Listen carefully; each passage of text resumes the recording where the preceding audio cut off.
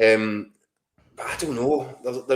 I just felt there was a disconnect again, and I think it's worrying, and it goes back to, I think, the first leg against Stuttgart, Daniel, where I said after that one that Martin O'Neill will walk away from that tonight confused, because I don't think after that game, I think he would have got a bit of a fright, and he's now in this situation with 9 games to go, and I still don't think, if you asked him right now, he'd be able to pick what his strongest first 11 is, and that has to be a concern. He's chopping and changes, the chopping and changing that isn't making it look better or more connected or more fluid. They just look like a side which is absolutely relying on that gut instinct that we talked about the other night, that killer instinct, that ability to just dig a moment out when they need it most of all. And again, I can't credit James Forrest enough. I've been saying it for a while about him as well, and it's just brilliant wing play. It was actually a lovely move. Hitachi's ball to Arojo down the side. Forrest, he's got that burst, and it's a beautiful ball and beautiful measure. No panic, no slashing at it. Just played it into Nygren's feet. Nygren tucks it away. And it was, you should say as well, Keith, I know you did mention it, but it was a great ball by Forrest for the penalty that Celtic won at the weekend. A terrific ball, right on Maeda's head. But that was the point I was trying to make the other day, Dan, that when Martin O'Neill needed to turn to his bench, Chavanchara's sitting there, and he went to James Forrest, and James Forrest gets put onto the pitch, and he produces. And he's produced, his burst energy, his beautiful little sandwich into the penalty box at Ibrox is what got the penalty kick. He turned the Rangers' defence, caused that bit of panic, and did the exact same thing at Pittodrie tonight. And you wonder where Celtic would be right now. Well, they'd have lost at Ibrox, and they might have only taken a point at Pittodrie, and that would have been it. So James Forrest, another major contributor. And how many times, by the way, have Celtic got to this point in the season over these last few years, and suddenly James Forrest appears from cold storage and starts doing what James Forrest does, and he's a game changer. And I know that Celtic fans will probably be frustrated that the club has not been able to recruit, and that even at this late stage, he's 34 now, he probably still looks like Celtic's best bet in the wide areas. And they keep trying, and Yang did okay in the first half. Tenetke, don't think offered anything down the left-hand side. But you just know, as soon as James Forrest comes on the pitch, he'll create something, he'll do something, he'll impact us.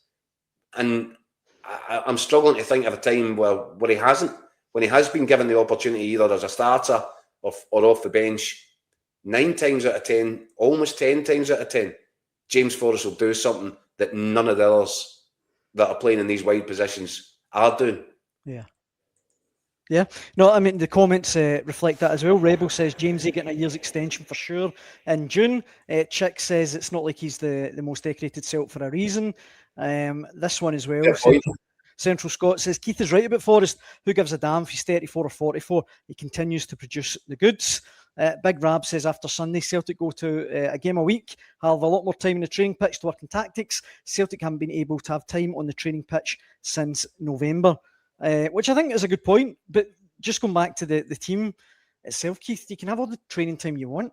I just don't see a striker that's going to score goals for Celtic. And like you say, I don't think Martin O'Neill is convinced by any of them. No, he's not. And I tell you why, and we all know why, and we all said why. That's why the Celtic fans are up in arms and have been since, the start of the season, and then even more so after the January window. Celtic have failed to supply their manager with the quality and the tools that he needs to be confident of going in and winning any game. That's an Aberdeen side that are in an absolute tailspin, by the way. Mm-hmm. And if it wasn't for the fact that they've got a few points in the bag and a little bit of breathing space, you'd start to get really worried for them. That was a better performance by their standards this season tonight. But Celtic shouldn't be allowing that. And the reason that it's happening, and it's not happening once every so often, it's almost every time Celtic step out onto a pitch, they're struggling to win the games that in previous years you would just take it as read. That's a 3-point banker. You can't say that about any Celtic game now. And that's for no other reason as you said, you can have all the time in the training pitch you want, but if the players aren't good enough, they're not good enough. And it's the thing that I keep coming back to. Celtic have got that killer instinct, and it's why they're going for the 14th title in 15 years. Oh well, it's not the only reason. They've had quality over that period. Aye. They don't have the quality this year, but what they do have is that thing in the pit of their stomach that when they need to dig themselves out, somebody comes up with something, and more often than not, it seems to be enough. James pointing out in the comments, where was Iheanacho? We need an explanation. I don't think Iheanacho. Martin O'Neill likes a big striker, doesn't he? A big focal point. Iheanacho isn't it? You know, if he's even fit. And Rebel's one of the. I'm starting to wonder about the Iheanacho thing, because it's not making any sense to me. Because he is fully fit. He is fully fit. Yeah, I know. Oh well. For him. Not carrying an injury, you mean? Aye. So I don't know. I think there's a problem there, and the reason that I say that is Iheanacho, when he has had a bit of game time, I know he's not a big guy. I know he's not a Chris Sutton or a John Hartson, but I think he links the play. I think he's the best at linking the play that Celtic have got in the centre forward here. As Maida can't do it. He can't play with his back to goal. And he actually has shown, when I've seen him, that he's able to hold the ball up. He's not getting thrown off the ball. He's not a weak centre forward, even though he might lack inches in terms of height. But I wonder. I don't know. I just feel there's something off with the whole Iheanacho thing. I wonder if he's done something that hasn't impressed Martin O'Neill or the coaching staff, because for me, in terms of what he can offer that team, it's I'd say a better platform as a number 9 than anybody else is likely to give them. Because let's not forget, that's a guy that played for Pep Guardiola at Man City. So he's still only 29. He's not old. He was part of the Leicester side under Brendan Rodgers. Won the FA Cup there.